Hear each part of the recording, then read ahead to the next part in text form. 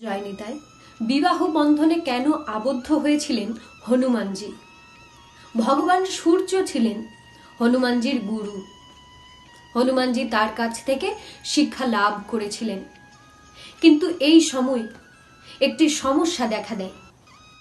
প্রকৃতপক্ষে সূর্যদেব 9 ধরনের জ্ঞানের মধ্যে 5টি হনুমানজিকে শেখাতে পেরেছিলেন, কারণ বাকি 4টি জ্ঞান শুধুমাত্র বিবাহিতদের শেখানো যেতে পারে।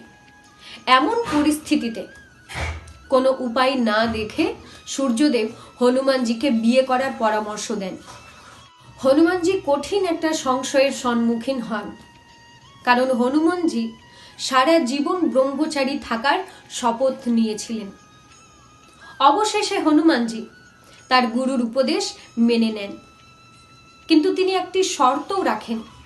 শর্তটি হলো, তিনি জ্ঞান অর্জনের জন্য বিবাহ করবেন। স্বামী স্ত্রীর মতো কোনো সম্পর্কে তিনি থাকবেন না। সূর্যদেব তার কন্যা সুভারচালাকে বিয়ে করতে বলেন হনুমানজিকে।